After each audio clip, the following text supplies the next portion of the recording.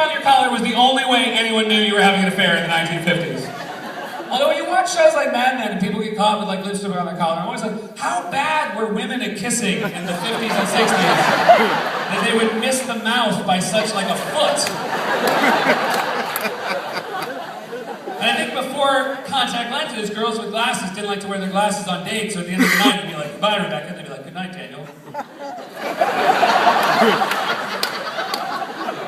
But now technology makes it so easy for guys to get caught, and which is why it's so crazy to me that there are still athletes and politicians and businessmen that just marry guys who are willing to take a picture of their genitals and send it out to someone else. And just be like, and that's done, and I'm sure it'll never come back to haunt them. It's such a bad idea, and the worst part is there's so much time during the process to say this is a bad idea. First of all, I know for a fact that no one ever nails the first cell phone photo. That means it's like, here we go, send a picture to my mistress. I can do better.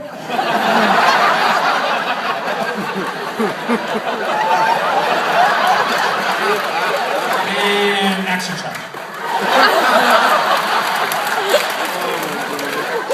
And also, ladies, can we just say for every guy here that no girl is excited to get a photo of a guy's penis? No! No girl's like, oh, look at this funny piece of nonsense.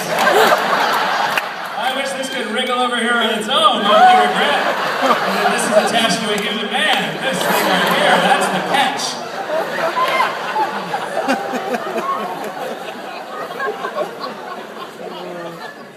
But it really hits close to home for me because my congressman a few years ago, Anthony Weiner in New York, had to resign. Anthony Weiner had to resign because he took a picture of his wiener and put it on Twitter.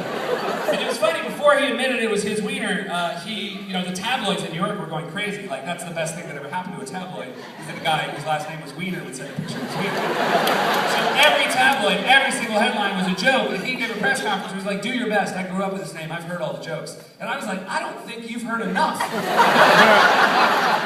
Because if my last name was suffocated under a bucket, I would never put a bucket on my head because I'd be too embarrassed if that's how I died. So he sent that picture off, and it was immediate. The minute he took it, his career was over. Arnold Schwarzenegger, on the other hand, he got caught because he had a kid with his housekeeper. And basically, he kept it hidden until the kid was 13 years old. That was like an old school Game of Thrones way of getting caught having an affair, which is very slowly, this child that lives near you grows into a version of you that is undeniably your child. Like when that kid was 6 and there started to be a gap in his teeth, Arnold was like, I'll pay for his braces. I'll pay for anything, I'll send him to the moon.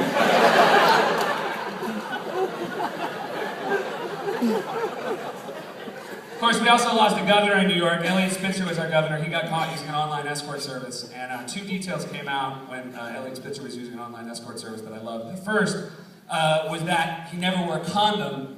And the second was his code name was client number 9. Now, I might not wear a condom if I was client number 1. But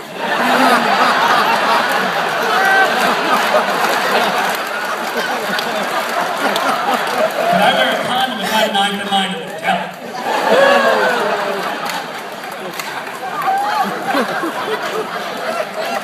We all make bad decisions, though.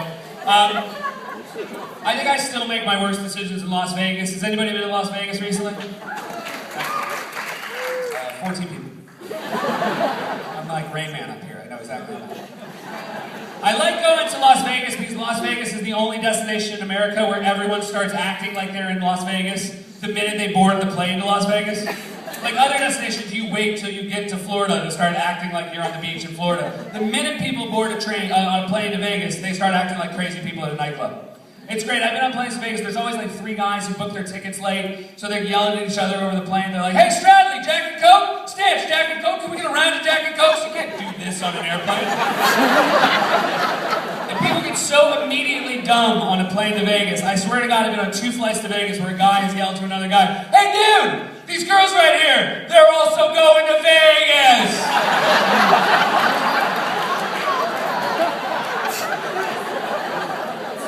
The The only thing better than a flight to Vegas is the flight home from Vegas, where now those same people are acting like refugees in the back of a flatbed truck. Like trying to keep warm using that shitty Delta blanket, counting out the peanuts, see if they have enough protein to make it through the month without eating again. But I love Vegas, and I realized, like, when I used to go to Vegas about 10 years ago, I was pretty hard drinking in Vegas, and I realized I had 3 levels of inebriation when I went to Las Vegas. The first level of inebriation is no matter how late it was when I got back to my hotel room, I would order room service, which is never a great call. The 3:30 a.m. room service is never a winner. Nobody ever wakes up after a hard night of drinking being like, I'm hungover, but it would be worse if I hadn't eaten those chicken fingers at 4 in the morning. Because I was definitely too drunk to actually digest them. So they are sitting somewhere between my mouth and my stomach. 5 undigested chicken fingers. An entire chicken's hand slowly gripping the life out of my heart.